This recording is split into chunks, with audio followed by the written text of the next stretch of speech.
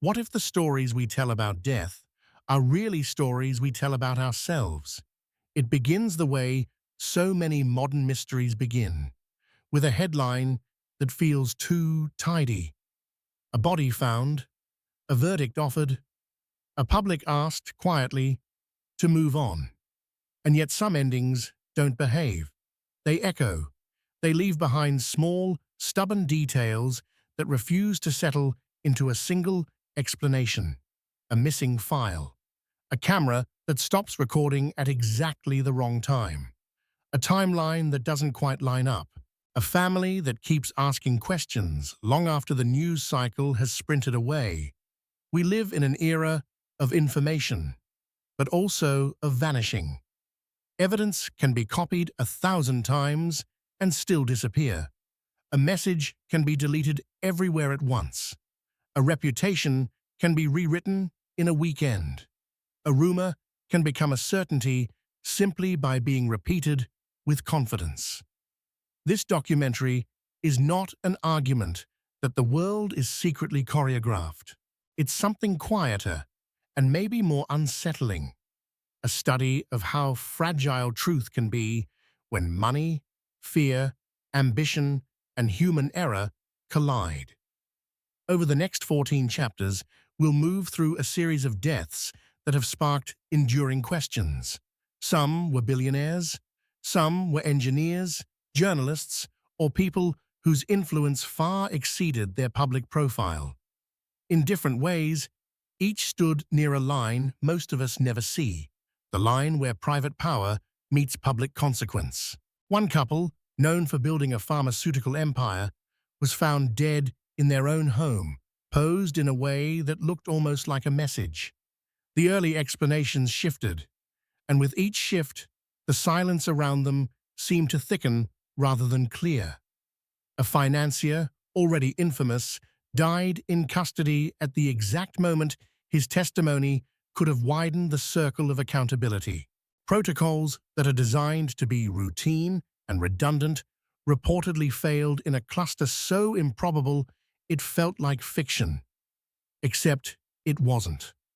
A software pioneer and provocateur jailed far from home spoke often about a dead man's switch and warned he would not harm himself. When his death was announced, the internet reacted the way it always does, with certainty, with jokes, with rage, with disbelief, each emotion reaching for the same thing. An explanation that could make the world feel legible again. There are other stories too. A whistleblower who insisted she was being watched. A former official found in a place that seemed to erase the path that led there. A journalist whose car became a fireball before dawn. A young activist with a mind that outpaced the systems closing in around him. A worker driving through the dark with documents in her passenger seat, documents that never reached their destination. In every case, there is an official narrative. Sometimes it is persuasive. Sometimes it is contested. Sometimes it is simply what remains when the questions outlast the evidence. But the heart of this series isn't a hunt for a single villain. It's an exploration of a pattern that can emerge even without coordination. When someone threatens a powerful interest, risk concentrates around them. Not always because someone plots their destruction, but because the environment around high-stakes information becomes charged, legally, financially, psychologically, and physically. Pressure rises, mistakes happen. People panic, opportunists appear, institutions protect themselves. And the truth, which is rarely a clean line to begin with, gets smudged. We'll approach these stories with two hands, one holding curiosity, the other holding restraint. We'll separate what is documented from what is alleged. We'll name uncertainty without letting it collapse into cynicism. And we'll keep returning to the most human question beneath all of it. What does it cost to carry knowledge that other people would rather bury? Because even when we cannot prove a secret, we can still study the hunger for secrecy. Even when we cannot reconstruct the final minutes, we can still examine the forces that shaped the last years. In the end, the most dangerous secrets may not be the ones hidden in locked drawers or encrypted drives. They may be the ones we hide from ourselves, about how easily we accept tidy stories, how quickly we mistake repetition for truth, and how willing we are to let uncertainty harden into belief. So before we begin, consider this. If the truth is not a single object to be found, but a fragile thing assembled from memory, evidence, and motive, then what happens when any one of those pieces is missing? And more importantly, who decides what counts as missing? It started with a house that looked too calm. A Toronto mansion in winter, the kind of place where the driveway is longer than most city blocks, and the windows hold their warmth like a promise. Inside, the air would have smelled faintly of chlorine from an indoor pool, the sort of domestic luxury that suggests safety by design. But on the morning they were found, safety wasn't what the scene communicated. It was choreography. Barry and Honey Sherman were among Canada's wealthiest couples, known publicly for philanthropy and privately for the relentless, unglamorous machinery of generic medicine. Barry's company, Apotex, built its power by doing something simple and disruptive, making widely used drugs cheaper. In business, cheaper sounds like a virtue. In the world of entrenched profit, it can sound like a threat. When police first described what they believed had happened, the words were familiar: a tragic, private ending inside a wealthy home. The kind of conclusion that lets a public breathe out and turn away. But almost immediately, the story refused to hold its shape. The Shermans were found near their pool, suspended in a way that investigators debated from the start. The details, restraints, posture, the absence of an obvious motive that fit the first explanation sparked questions that did not go away. Family members pushed back. Independent experts offered different interpretations. The case slid into that uneasy territory where certainty begins to fray and every gap in the timeline becomes its own loud, echoing room. Around the Shermans, there was context that made people listen harder. The world they moved through wasn't just charity galas and boardrooms. It was litigation, market warfare, and allegations of collusion, an industry where a single testimony can shift billions and expose uncomfortable patterns. Generic drug companies can be celebrated as heroes one day and treated as enemies the next. Medicine, after all, is not only about healing, it is also about leverage. There were reports that Barry Sherman had received threats over the years. There were ongoing disputes with competitors and complicated financial pressures that come with any empire, even one built on lower prices. There were whispers, always whispers, about what he knew, what he planned to say, what he might have been preparing to challenge in public. But a whisper is not proof, and an unresolved investigation is not a blank check for imagination. What can be said, without turning the story into a sermon, is this: some deaths become mirrors. People look into them and see whatever they already fear about power. If you believe institutions protect the wealthy, you see protection. If you believe the wealthy are targets, you see a hit. If you believe tragedy is random, you see a terrible coincidence and nothing more.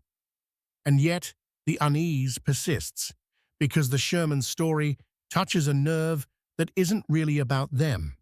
It's about the strange moral math of healthcare, the way a life-saving pill can be both a miracle and a revenue stream, the way a patent can be both innovation and gatekeeping, the way an industry that claims the language of care can still be governed by the language of conquest. In that light, the mansion becomes symbolic, an island of comfort built beside a pool of still water, while outside millions of ordinary people count out pills and coins. The question isn't only what happened in that house. The deeper question is, what happens when the economics of medicine grows so intense that truth itself becomes a liability? If a person can stand at the edge of a system and threaten to reveal how it works, whether through testimony, data, or simple stubbornness, does the system correct itself? Or does it do what systems so often do under pressure, protect the story that keeps it standing? And when the last chapter of a life is contested, who gets to write the version the world remembers? There's a particular kind of silence you hear in a jail corridor at night, not the silence of peace, the silence of routine. Fluorescent lights humming like insects, footsteps softened by distance, doors that close with a sound too final to be casual. In that environment, time is measured in checks, logs, and small human decisions. Who looked in, who didn't, who assumed someone else had. On August 10th, 2019, Jeffrey Epstein was found dead in a cell at the Metropolitan Correctional Center in Manhattan. The official ruling was suicide by hanging. The official story also included a rare kind of failure. Multiple safeguards, layered specifically to prevent exactly this outcome, were described as breaking down in sequence. To many people, that combination, high stakes and cascading error, felt less like coincidence and more like a warning. Because Epstein's death wasn't just the death of a defendant. It was the collapse of a living archive. By the time he was arrested again in 2019, Epstein had become a symbol of something deeply corrosive. Wealth used as camouflage, connections used as insulation, violence hidden behind the manners of privilege. The allegations against him described years of exploitation, with young girls recruited, coerced, and harmed. The case was a scandal, not only because of what he was accused of doing, but because of who had been seen around him. Politicians, businessmen, academics, celebrities, people who, at minimum, had tolerated his presence, people who, at worst, might have participated in something far darker. When someone like that enters custody, the public imagination shifts. Prison no longer feels like a place of punishment. It becomes a vault, one that might contain names, networks, compromat, deals. If Epstein lived, he could have talked. He could have negotiated. He could have told stories that would redraw the map of public trust. And then, abruptly, he didn't. In the days and weeks after his death, there were familiar reactions. A wave of certainty from people who felt they didn't need evidence to recognize a pattern. A wave of skepticism from people who believed that institutional negligence is more common than conspiracy. A wave of exhaustion from survivors and advocates who felt the most important truth risked being lost. Not the method of his death, but the suffering of those he harmed. Because here is the cruel paradox of sensational cases. The system can become more fascinated by the villain than by the victims.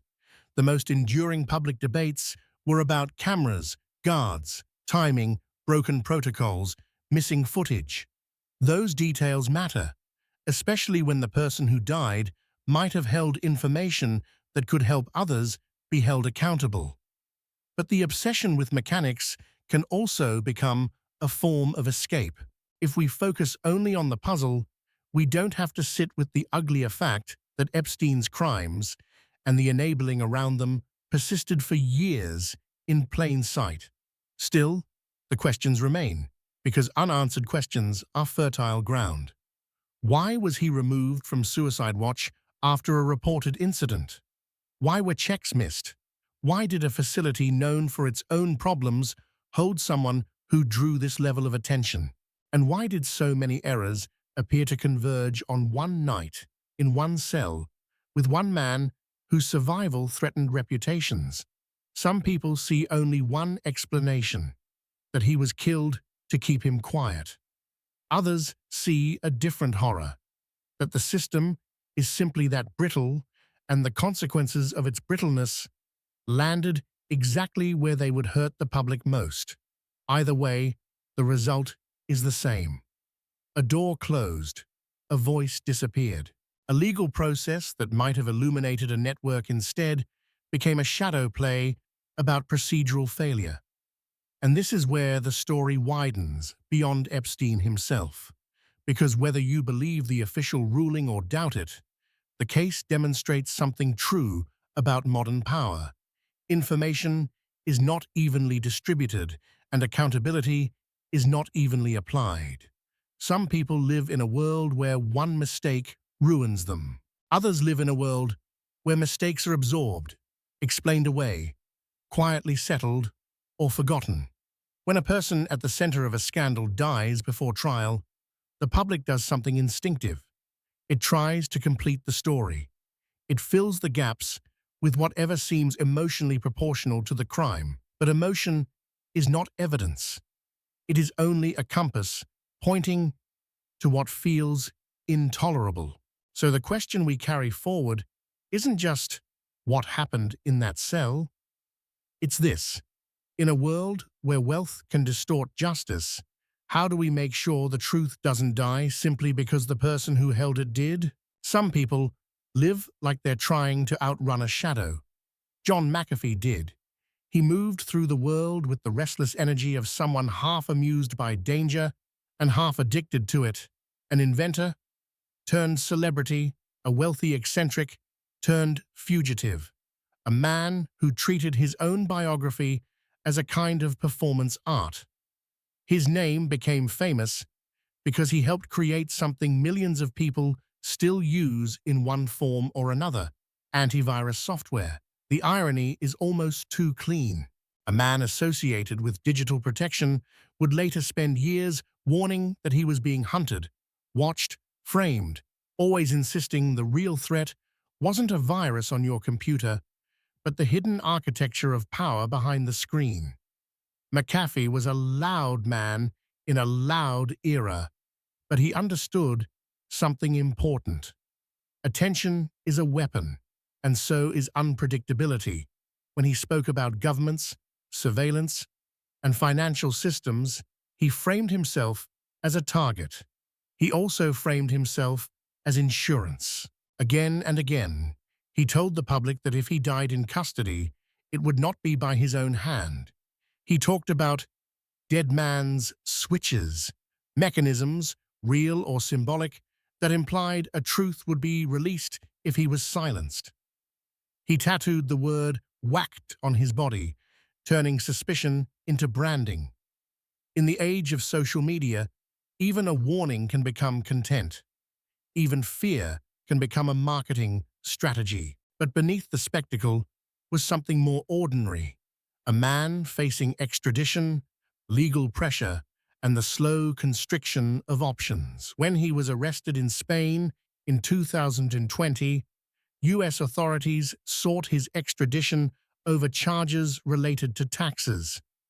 His case carried the weight of years, not just of alleged crimes, but of accumulated enemies, real and imagined. On June 23, 2021, after a Spanish court approved his extradition to the United States, McAfee was found dead in his cell in Barcelona. The official conclusion was suicide. To many people, that conclusion landed with a thud. Not because suicide in custody is unheard of, it is tragically common, but because McAfee had spent so long insisting he would never do it. His public warnings created a narrative trap. If he died, the story would automatically feel suspicious, whether or not suspicion was warranted. And that's part of what makes his case so revealing. Because in the modern world, truth doesn't only depend on events. It depends on the stories built around events long before they happen. McAfee had spent years constructing the idea of his own assassination. So when he died, the internet did what it always does. It rushed to complete the script. Some people treated his earlier claims as prophecy. Others treated them as manipulation, an attempt to control the narrative no matter how his life ended. Both possibilities can be true at once. A person can exaggerate and still be afraid. A person can crave attention and still be cornered. But we should be careful with certainty. When someone has lived in turmoil, mental strain is not a conspiracy. It's a human condition. Fear can become a house you can't leave. Paranoia can be both a symptom and a response to genuine threats. And prison, especially when it carries the promise of a long future of legal battles and confinement, can compress a person's world until it feels like a single point of darkness. So what are we left with? We're left with a death that some see as inevitable and others see as impossible. We're left with a man who blurred the line between warning and performance so completely that the line may not be recoverable. We're left with a public that has been trained by decades of scandal and spin to distrust official conclusions whenever the stakes feel too high. McAfee's story isn't only about what happened in a cell. It's about how credibility works when everything is mediated. When a person says, "I will be silenced," and then dies, we instinctively treat the death as proof. But a claim can be a shield too. It can be a way to make any outcome serve the same mythology. And mythology is powerful. It can protect a person from accountability. It can also protect a system from examination by turning everything into a circus where nothing can be known. So the question becomes quieter, more personal. In a world where everyone is performing, even the people who fear they are being erased, how do we distinguish between a warning and a script? And if we can't, what happens to truth when it becomes indistinguishable from theater? On some roads, the darkness feels like a closed room, the kind of darkness that swallows distance, where headlights carve a thin tunnel through trees and empty fields. A lone car becomes a moving island, carrying whatever is inside it: coffee cups, tired breath, a mind replaying the day. And sometimes something else: documents, names, numbers, the raw material of a truth that doesn't belong to the public yet. In March of 2017, in Arkansas, a young man named Mark Burnett died after his car crashed and burned. He was not a celebrity. He wasn't a billionaire. But his death drew attention because of what he was said to be carrying, what he was said to know. Burnett had been connected, in various reports, to legal and business disputes involving a high-profile family and a financial trail that had become a political storm. People argued about what he possessed, what he intended to reveal, whether he was a messenger or simply a man caught in currents bigger than himself. This is where stories become hazardous, because the internet loves an archetype: the whistleblower driving through the night, the last witness with the last file, the lone figure holding a flashlight in a room full of people who prefer the dark. And yet the reality of many such deaths is painfully ordinary. Roads are dangerous, fatigue is real, vehicles fail, and rural stretches can turn a mistake into a tragedy. So why does a car crash sometimes feel like a question mark instead of a period? Because the moment you introduce information into the narrative, especially information that threatens reputations, the death no longer feels random. It feels selected. It feels shaped. Burnett's case, like several others we'll encounter, exists in the space between rumor and record. Some accounts describe him as an informant. Others describe him as a figure wrapped in speculation. The details people repeat are often less about what can be proven and more about what can be imagined: a laptop, a cache of documents, a plan to meet someone, a warning that he feared for his life. Here, it matters to say this plainly. Imagining is not the same as knowing. But imagining is powerful, especially when the public has watched so many institutions fail to be transparent. In that environment, every official statement feels like a press release for closure, not an invitation to truth. And every unexplained detail becomes a seed. Even the simplest question, what was he doing on that road at that hour, can become a doorway into a larger story. And that larger story is not only about Burnett, it's about why whistleblower myths flourish. Because whistleblowers represent a hope that feels almost spiritual in modern life. The hope that someone, somewhere, will finally tell the truth about how power operates. The hope that evidence exists somewhere in a folder or a drive that will force a system to look at itself. That hope is also a kind of pressure. It can turn people into symbols against their will. A person can die in an accident, and the public can draft them into a narrative of heroism or martyrdom without permission, without proof, because the hunger for meaning is stronger than the patience for uncertainty. But sometimes, uncertainty is the only honest place to stand. What we can say is that the modern age has created a new kind of vulnerability. In earlier eras, secrets were kept in paper files, locked in cabinets. Today, secrets live in devices that can be remotely erased, in accounts that can be hacked, in servers that can vanish behind legal barriers. And the people who carry secrets, whether they are truly whistleblowers or simply witnesses, often move through their days with a quiet, constant awareness that knowledge changes the air around them. They may not be hunted, they may not be targeted, but they may feel in their bones that they have stepped onto a different kind of ground. So the image of a car burning on a rural road becomes more than an accident scene. It becomes a metaphor, a fragile container of information, suddenly reduced to ash. The question is not only whether something was destroyed, it's whether the possibility of truth was destroyed with it.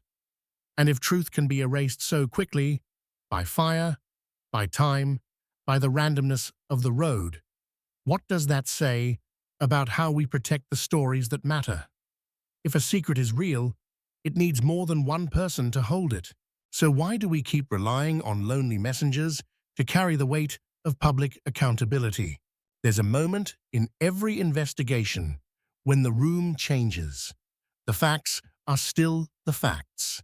The documents sit where they sat. The photographs remain the same. But someone notices a pattern or an omission or a contradiction so small it might have been overlooked forever. And suddenly, the story stops being about what happened and becomes about what should not have happened. In late 2015, a former Russian minister named Alexander Perepelchny was out for a run near his home outside London when he collapsed and died. He was 44 years old. At first, it sounded like a medical event, an unfortunate private ending on an ordinary day, but Perepelchny was not an ordinary man, living an ordinary life. He had been involved in providing information connected to one of the most famous financial scandals of the last decade, the fraud uncovered by lawyer Sergei Magnitsky, who died in Russian custody after exposing alleged corruption. Perepelchny, according to reports, had become a key source, offering material that could help trace money moving through international channels. This kind of information is dangerous in a way that is easy to underestimate. Not because it's glamorous, but because it's precise. Bank transfers, shell companies, ownership structures, the architecture of modern corruption is often made of paperwork. And paperwork has a strange power. It can embarrass the untouchable. It can create legal consequences across borders. It can turn whispers into filings. After Perepelichny's death, questions began to surface. His collapse looked sudden. The timing, in the eyes of some observers, felt pointed. The investigation stretched on, with theories ranging from natural causes to something far more deliberate. Reports surfaced about possible toxins. The phrase "poisoned by rare substance" slipped into public conversation, the way such phrases do. Sharp, cinematic, instantly polarizing. But reality, again, is rarely clean. Toxicology is complicated. Evidence degrades. Timelines blur. Even experts can disagree. And the public, trained by spy stories and geopolitical dramas, often expects poison cases to arrive with a villain's signature. In real life, if poisoning happens, it may be designed to look like anything else: illness, accident, the simple collapse of the body. What makes Perepelichny's story compelling isn't only the possibility of foul play, it's the way his life sat at the intersection of three forces that shape our era: money, borders, and accountability. In a globalized world, wealth moves easily. People move easily. But responsibility moves slowly, if it moves at all. When financial crimes cross jurisdictions, the pursuit of truth becomes a long relay race, passed between agencies and legal systems with different incentives and different limits. A man like Perepelichny, someone who can point to where money went, who signed what, who benefited, becomes more than a witness. He becomes a lever, and levers attract pressure. This is why London, in so many modern stories, becomes more than a city. It becomes a stage, a place where exiles and oligarchs, lawyers and journalists, security services and private investigators all move through the same neighborhoods. A place where wealth can buy anonymity and danger can hide behind respectability. If Perepelichny died naturally, his story still reveals something unsettling. That living with knowledge can mean living with stress intense enough to change the body. Fear is not only psychological, it is chemical. It alters sleep, appetite, heart rhythm. It makes ordinary exertion feel heavier. It makes the world feel more hostile than it appears to others. And if he did not die naturally, if something was done to him, then the story reveals a different truth, that in certain arenas, even exile is not distance enough. Either way, the ending carries a lesson. The modern world celebrates transparency as a virtue, like light poured into a room. But light requires a source. It requires power. And when someone becomes a source of light in a system designed for shadows, that person can become painfully visible. So we come to the question Perepelichny's death leaves behind: is the real danger the secret itself? Or is it the moment a secret becomes evidence, clear enough, specific enough, actionable enough, that the world might finally be forced to respond? A car can feel like a confession, not because metal and glass have consciences, but because cars carry the private continuity of a life. The same route taken every morning, the same corner turned without thought, the same seat adjusted to the same notch. When something interrupts that routine, when a vehicle becomes a weapon or a tomb, the interruption ripples outward. People don't only ask what happened, they ask what it means. In October of 2017, investigative journalist Daphne Caruana Galizia was killed in Malta when a bomb detonated in her car moments after she drove away from her home. The explosion tore through a quiet morning and turned an island known for sunlit stone and tourist postcards into a crime scene that felt too large for its borders. Daphne's work was relentless. She wrote about corruption, offshore accounts, political patronage, and the ways powerful people protect themselves by making the truth seem complicated. She became a voice that many admired and many despised, sometimes simultaneously. In small countries especially, journalism is intimate. You don't only report on institutions, you report on neighbors, classmates, cousins of friends. The distance between the writer and the written about is never very wide. Before her death, she faced lawsuits and threats. She lived in the storm she described, and yet she kept publishing, often with an exhausted courage that looked less like bravery and more like refusal, the refusal to accept the comfortable lie. Her murder felt like a message, not only a silencing, but a spectacle. Bombs are not subtle. They are designed to be heard. They tell everyone else, in the clearest possible language, to reconsider their appetite for truth. The aftermath became its own long, complicated narrative. Arrests, allegations, resignations, public protests, international scrutiny. The case drew attention because it wasn't only about one journalist. It was about whether a democracy can survive when the cost of scrutiny becomes death. And this is where Daphne's story connects to the deaths we've already explored. Sometimes secrets are not hidden in safes or encrypted drives. Sometimes they are hidden in plain sight, disguised by complexity, protected by fatigue. Corruption doesn't always need assassins. Sometimes it only needs time. It only needs people to get tired of reading. Journalists like Daphne disrupt that strategy. They compress the story.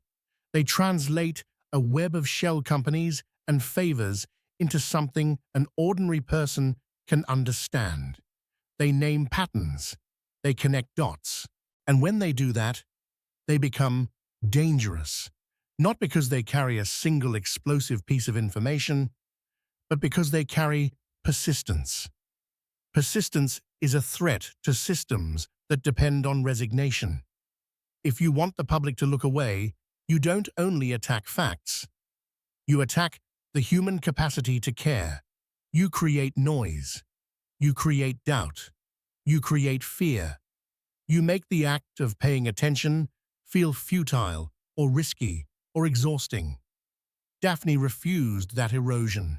Her writing insisted that the truth was not too complicated for ordinary people, that complexity was not a reason to surrender, and that insistence is why her death still resonates. It wasn't a random crime. It was an assault on the idea that words can matter.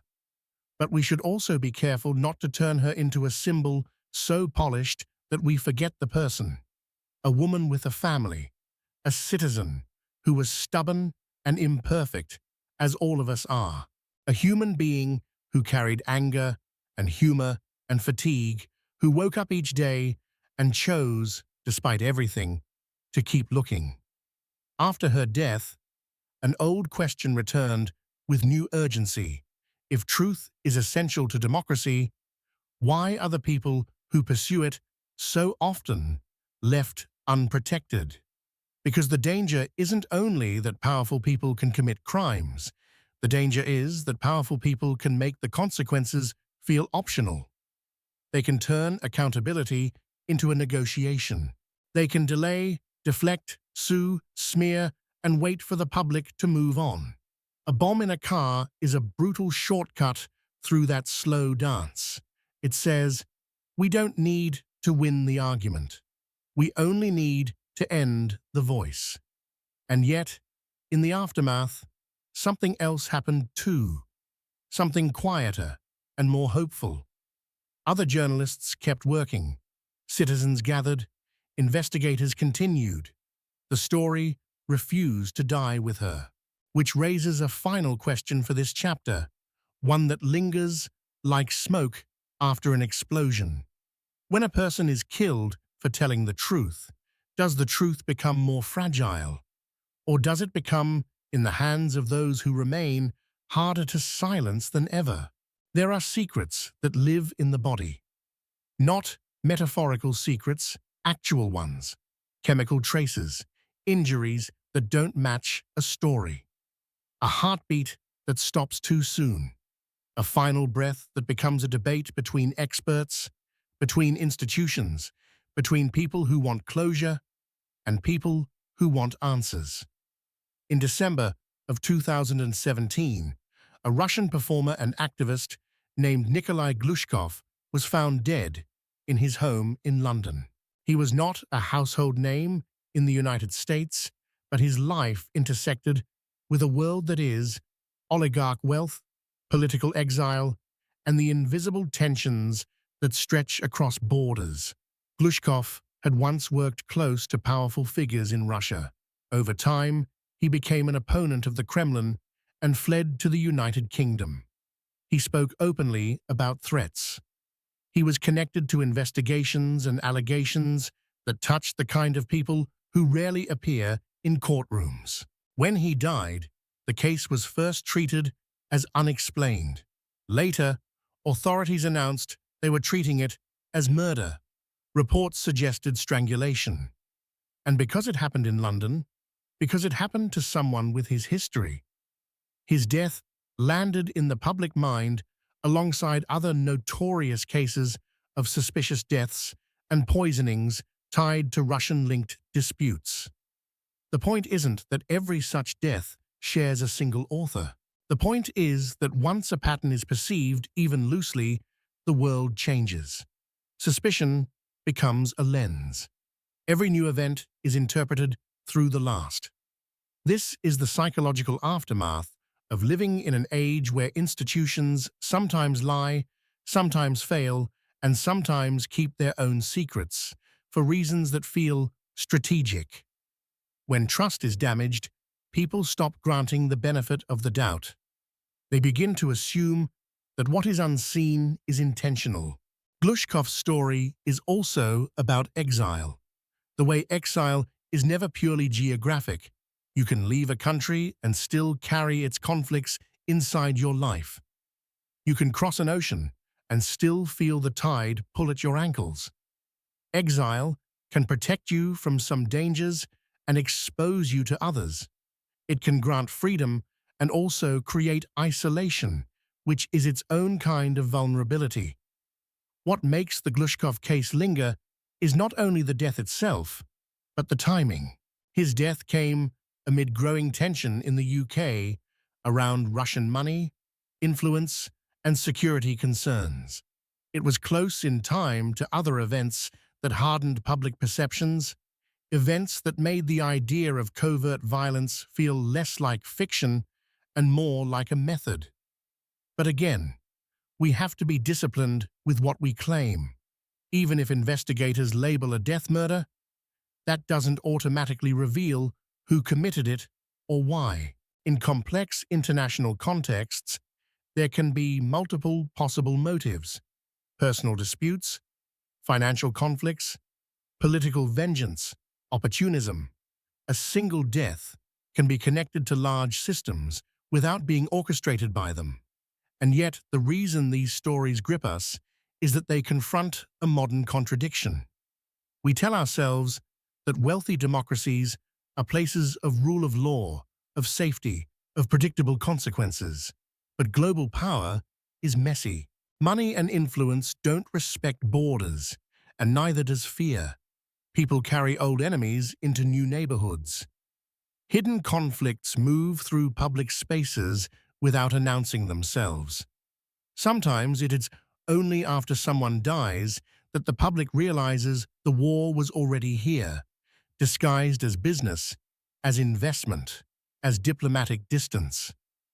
Glushkov's death also highlights the strange vulnerability of the person who knows too much but is no longer protected by the system they once served. In every sphere, politics, business, intelligence, there are people who fall out of favor. When that happens, they can become witnesses against their former allies, or they can become liabilities, or both. And in the late chapters of such lives, the line between ordinary danger and targeted danger can be hard to draw. So we stand in uncertainty again, holding questions carefully rather than turning them into weapons. If someone is killed, the tragedy is personal, but it is also a signal to everyone else who carries knowledge. Your location does not guarantee your safety. Your new identity does not guarantee your distance. Your belief in the law does not guarantee its ability to protect you. Which brings us to the human question beneath all the geopolitics. How many people live in quiet exile inside a city, inside a home, inside their own mind? Because they know that the past isn't behind them? And if fear can travel that far, how far does truth have to travel to survive? Some deaths don't arrive with violence. They arrive with paperwork. A body is found. A coroner writes a report. A file is opened and months later, closed. The story appears complete, not because every question was answered, but because the system has a way of turning uncertainty into administrative calm. And then, sometimes, the file opens again. In 2013, a man named Philip Marshall died in California, alongside his 2 children. The official conclusion was heartbreaking and straightforward: a murder-suicide. He was described as struggling, and the evidence pointed in the eyes of investigators toward a domestic tragedy. But online, the story took a different life. Marshall had written about geopolitics, covert operations, and the darker edges of international power. In the ecosystems of internet speculation, that detail became oxygen. People asked whether his writings had put him at risk. They wondered whether the official conclusion was too convenient, too quick, too clean. The tragedy became, for some, a symbol of everything they feared about secrecy and control. This chapter matters not because it offers an easy alternative explanation, but because it reveals how quickly the human mind tries to protect itself from unbearable randomness. When something terrible happens, especially something involving children, the brain resists the idea that it might be only human collapse, despair, mental illness, or a private storm no one saw in time. Those explanations feel unsatisfying because they are too close to home. They suggest that catastrophe can happen inside any house, behind any closed door. A conspiracy, paradoxically, can feel more comforting. It places evil outside the family, outside the self, in a distant force you can imagine fighting. It offers structure to chaos. But sometimes the most ethical thing we can do as storytellers is to hold 2 truths at once. First, that there are real systems of secrecy and power, and people have been harmed for exposing them. Second, that domestic tragedy is also real, and it does not need a grand puppet master to destroy lives. The Marshall case sits in that uncomfortable overlap where public narratives collide with private suffering. It also raises a question about our era's relationship with evidence. In a world saturated with information, many people feel they are constantly one click away from the real story. Yet what they often find is a maze of claims that feed on one another, growing stronger not through proof, but through repetition and emotional intensity.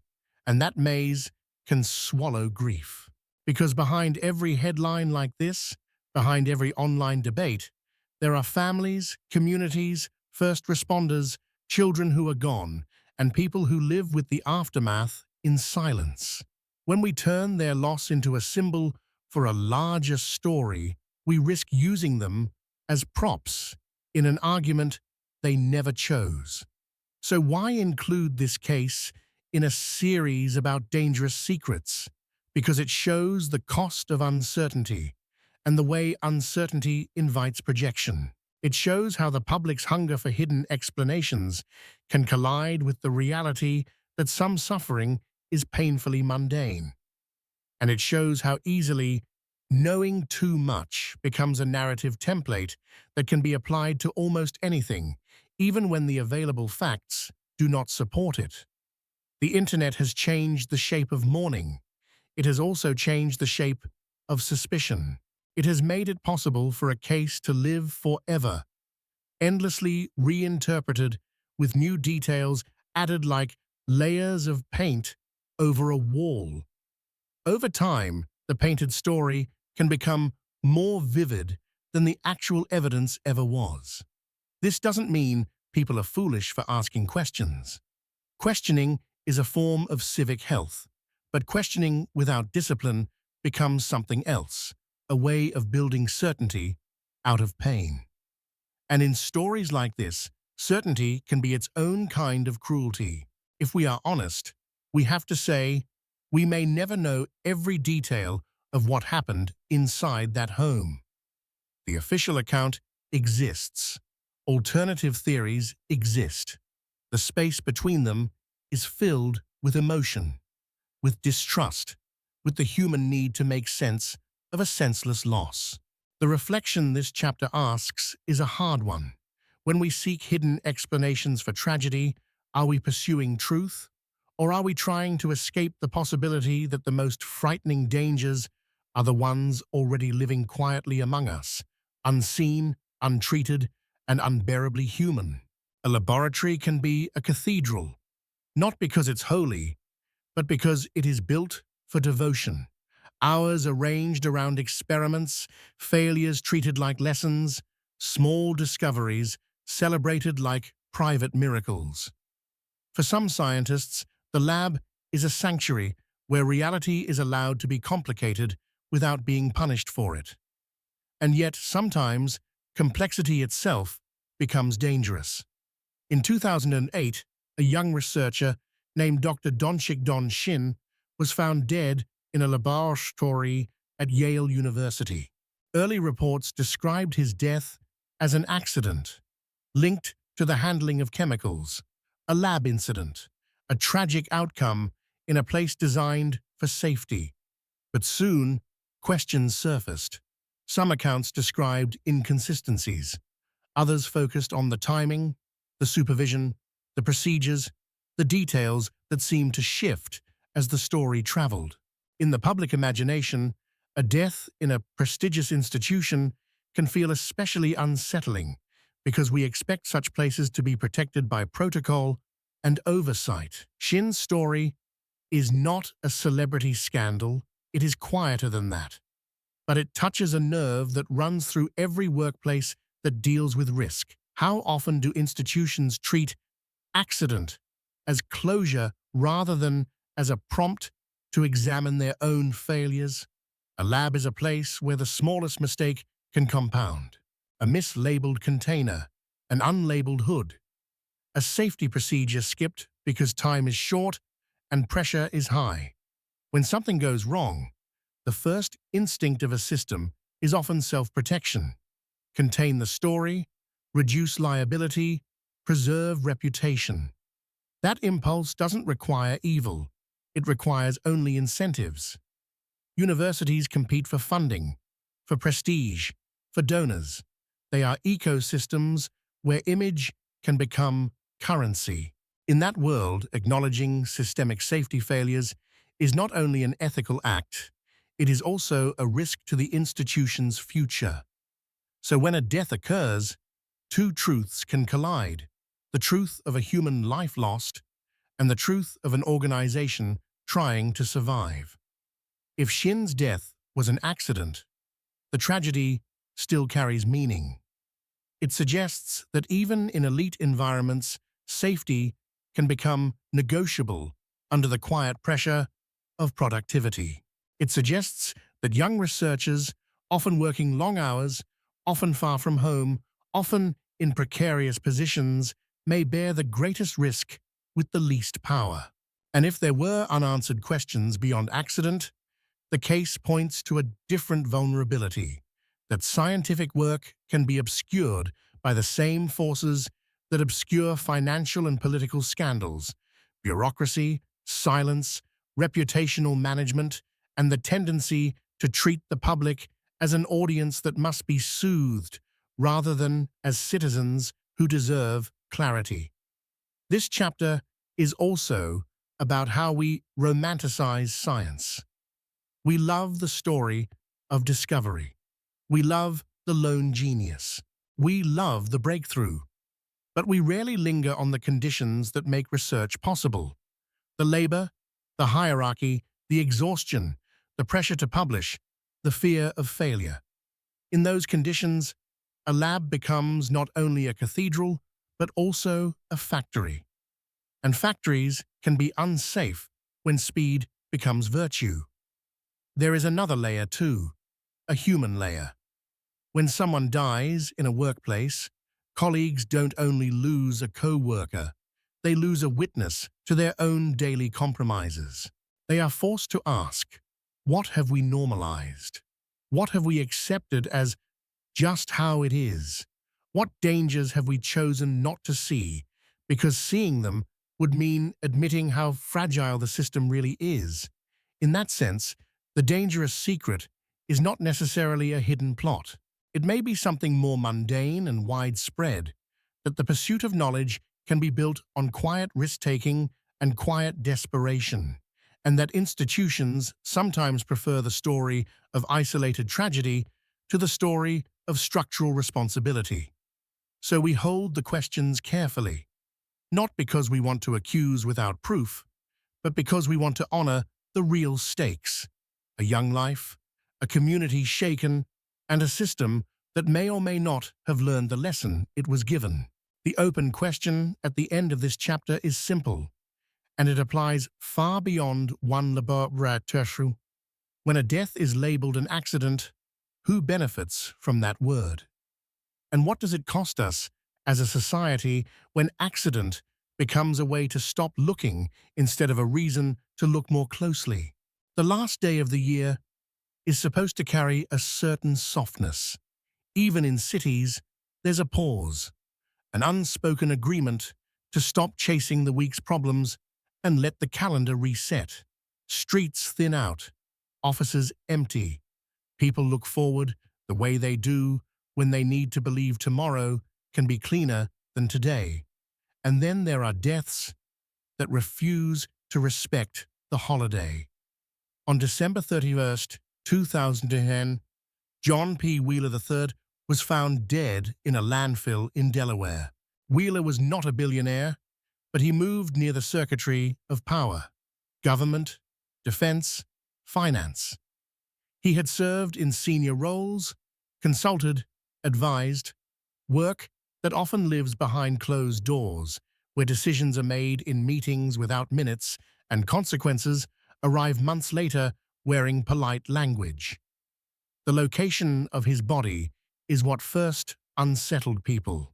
A landfill is not where we expect to find a man with credentials, connections, and a life that, at least from the outside, appeared stable.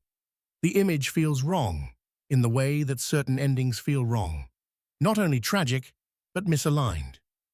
In the immediate aftermath, reports described a confusing sequence of events. Sightings of Wheeler behaving oddly, appearing disoriented, a sense of unraveling. As the story spread, it became a magnet for speculation, because when someone with proximity to sensitive work dies in an improbable place, the mind instinctively searches for an explanation proportional to the strangeness. Some narratives suggested he was on the edge of exposing wrongdoing. Others suggested he was under pressure. Still others leaned towards something more human and more common. A medical crisis, a cognitive episode, a mental health breakdown, an accident compounded by vulnerability and time. What is certain is limited. What is uncertain is vast. And it's the uncertainty that becomes the story. Wheeler's case matters not because it offers easy answers, but because it highlights how fragile a person can become when their life intersects with complexity. People who work near national security, high finance, or elite institutions often live in a world of compartmentalization. They know some things, They do not know others. They are told what they need to know and sometimes asked not to ask further. That environment can breed stress in a quiet, cumulative way.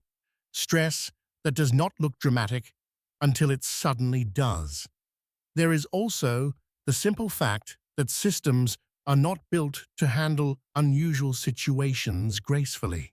If someone is confused or impaired, the world often responds with indifference rather than care.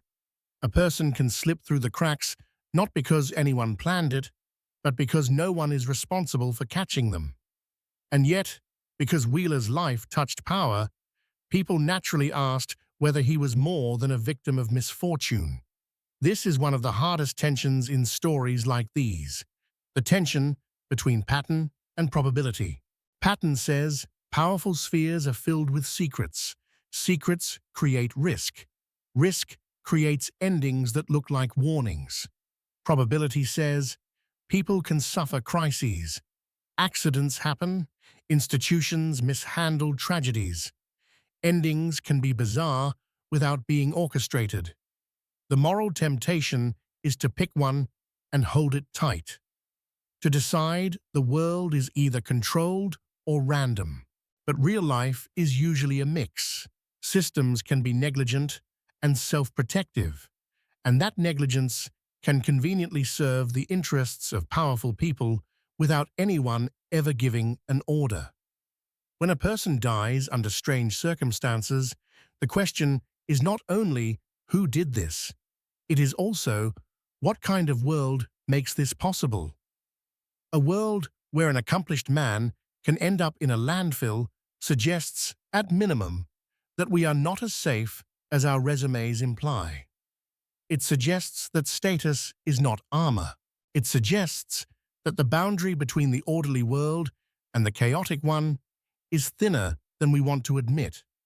Wheeler's story also exposes something about the way we consume mystery. We treat it as entertainment, as puzzle, as narrative fuel. But for families, mystery is not fuel. It's a wound that doesn't close. So we carry this chapter forward with restraint and with a question that applies beyond one man, beyond one case. When someone dies and the story doesn't make sense, do we owe them certainty, or do we owe them something harder? An honest recognition that the truth may be partial, and that the most dangerous secret might be how easily a life can fall out of the world without a clear explanation at all. A door can look ordinary until you learn what's behind it. A back room in a warehouse, a private office above a storefront, a server closet with a keypad. The places where truth hides are rarely cinematic. They are beige, fluorescent, forgettable. That's what makes them effective. You can pass them every day and never notice the gravity inside. In September of 2012, a man named Gareth Williams, an intelligence officer in the United Kingdom, remained a case people could not stop talking about. His death had occurred earlier in 2010, but the questions around it kept resurfacing, as if time itself couldn't file it away. Williams was found in his London flat, inside a sports bag, locked from the outside. The scene was so unusual that it resisted easy classification. Investigators debated how it could have happened. The official proceedings leaned toward a conclusion that did not fully satisfy the public imagination, in part because the mechanics felt improbable, and in part because his work placed him in the category of people who are presumed to be surrounded by secrets. When someone in intelligence dies, the public instinctively assumes motive. The job itself becomes a shadow over the facts. But here, the details were stubborn. A flat, with no obvious signs of forced entry, an enclosed space, and the haunting implication that the final minutes of his life unfolded without a witness who could speak. This is where stories become dangerous for a different reason. A death like this can become a Rorschach test. People who distrust institutions see cover-up. People who distrust rumors see sensationalism. People who have been trained by spy fiction see assassination. People who have lived through bureaucratic tragedy see negligence and odd private behavior. And often, none of those frames fully explain what it feels like to be human inside a system built on secrecy. Intelligence work is, by design, compartmentalized.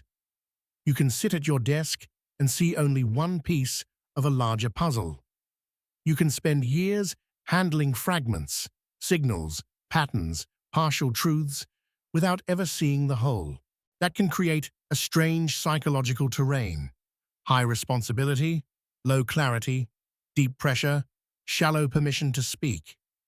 If Williams' death involved foul play, then the story suggests the most unsettling possibility, that even in a city full of cameras and procedures, certain actions can unfold with an eerie quiet, that the methods of silencing don't need spectacle. They need only precision and the confidence that explanation can be delayed until it dissolves. If Williams's death did not involve foul play, if it was the result of an accident, misadventure, or something deeply private that went wrong, then the story suggests something else equally unsettling, that secrecy can make ordinary tragedy look like conspiracy, and that the absence of transparency can turn even a mundane explanation into a permanent doubt. Because in secretive systems, the public rarely gets full context. Details are withheld for national security, for privacy, for ongoing investigations. Sometimes those reasons are valid. Sometimes they are convenient. Either way, the result is the same. The space where trust would have lived becomes a vacuum, and the vacuum fills with interpretation. This is the modern condition. We are surrounded by systems that ask for our faith, governments, corporations, institutions, while revealing only what benefits them. When a death occurs inside those systems, the public doesn't only ask what happened, it asks whether it is being told the truth at all. And that question, once it takes hold, does not stay in one case. It spreads. It spreads to every headline, every report, every official statement. It becomes a background noise in the mind. Maybe there's more. Maybe there's always more. The cost of that noise is not just paranoia. It is fatigue. It is the slow erosion of shared reality. When no explanation feels trustworthy, everything becomes possible. And when everything is possible, nothing is actionable. So perhaps the most important part of this story is not whether we can solve it from afar. It's what it reveals about our relationship with uncertainty. We want a world where truth is accessible, where evidence is enough, where the story resolves, but secrecy is built to prevent resolution. It is designed to make the public settle for outlines instead of details. And so we end this chapter with a question that isn't only about one man in one flat. When a life ends inside a system built on silence, is the dangerous secret what that person knew? Or is it the system's ability to ensure we will never know what mattered most?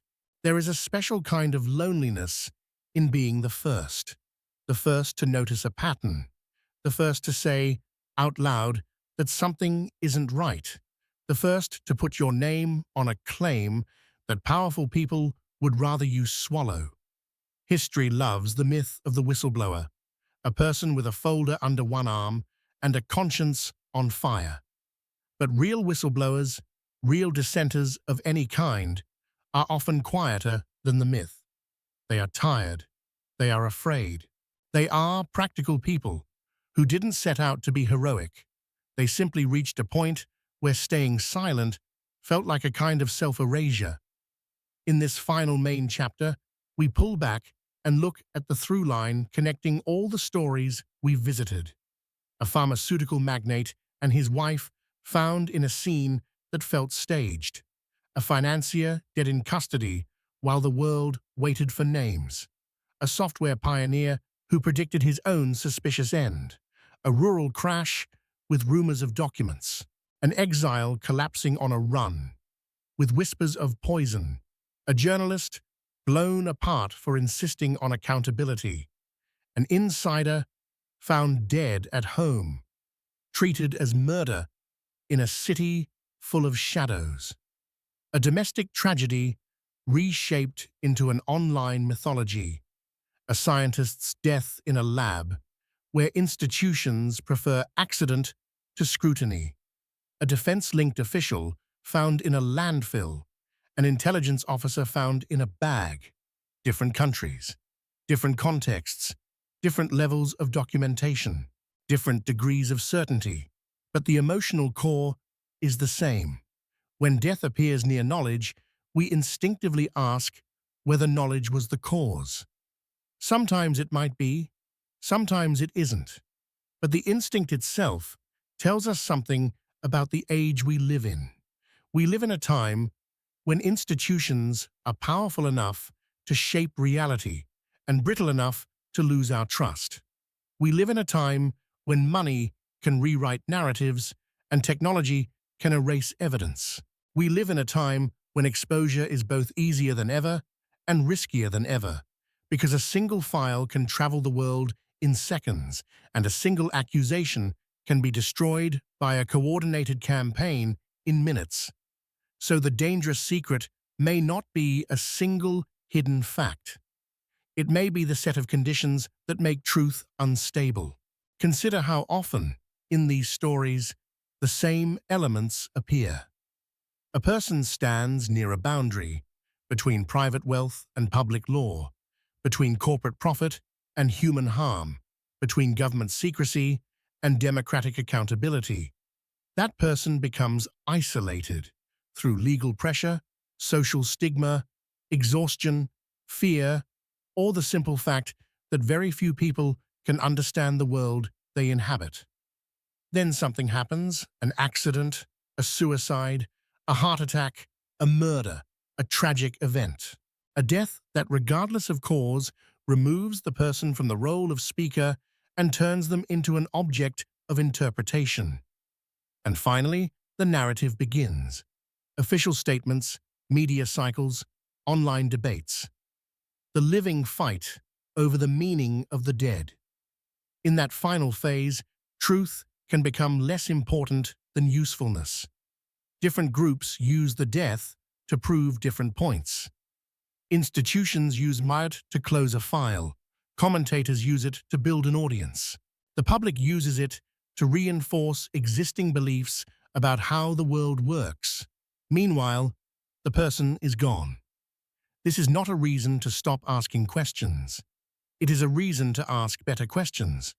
Not only was it murder or was it suicide, but what were the pressures around this person? Who benefited from their silence? What did the system do when they raised concerns?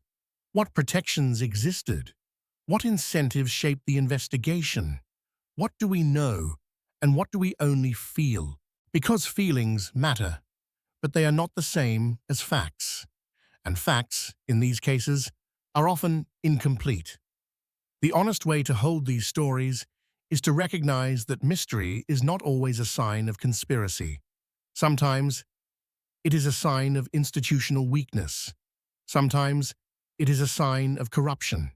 Sometimes it is a sign of ordinary human chaos. Sometimes it is all three at once.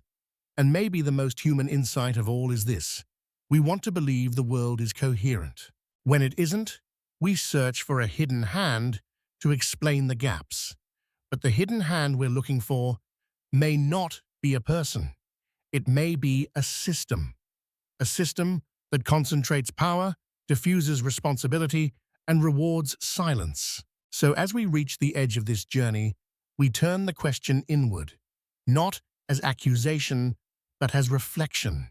If the truth can be threatened by money, by fear, by bureaucracy, and by our own hunger for certainty, what does it mean to live ethically in a world where so many stories remain unresolved? And what kind of courage does it take, not only to reveal a secret, but to protect the fragile conditions that allow truth to survive at all? In the end, every mystery becomes a mirror.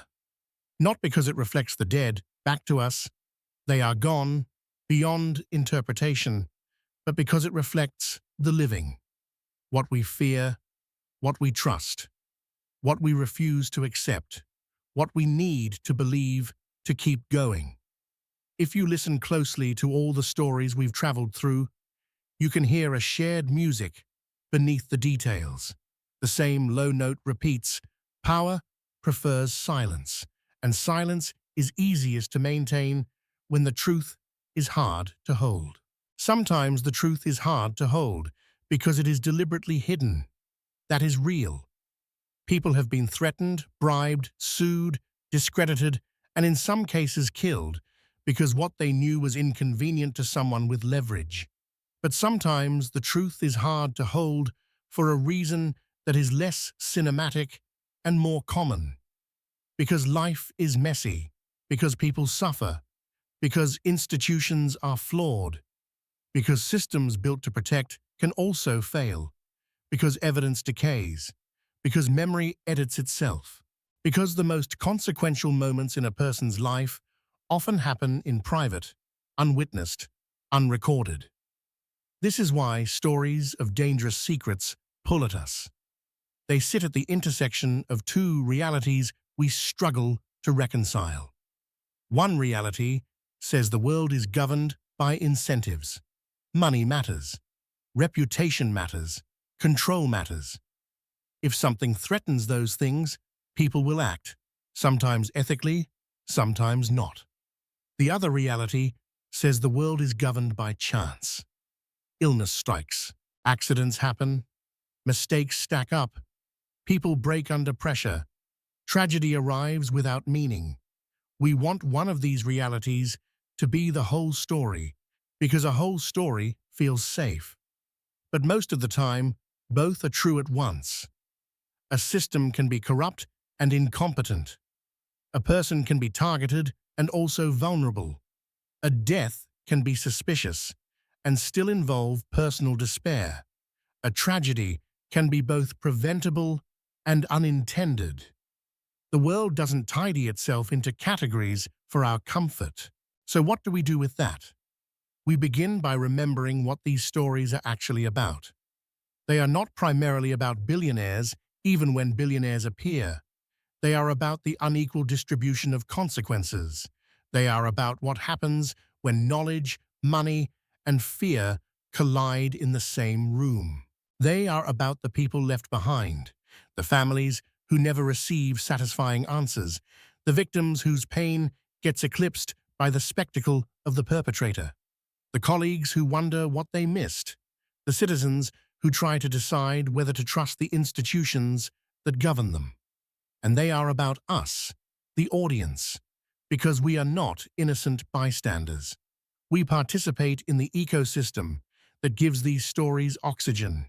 We share headlines before we read them. We choose narratives that match our worldview. We reward certainty with attention. We punish nuance with boredom. We treat human loss as content, not always because we are cruel, but because we are overwhelmed and trying to make sense of too much information moving too fast. In a world like this, the most radical act might be something surprisingly humble: intellectual patience. To hold uncertainty without turning it into cynicism. To demand accountability without manufacturing villains. To separate what is known from what is suspected, and to be honest about the difference. To remember that even when secrecy exists, not every gap is proof of a plot. And even when a death is explained, the explanation may still serve the interests of those who benefit from closure. If this series leaves you with discomfort, that discomfort might be the point.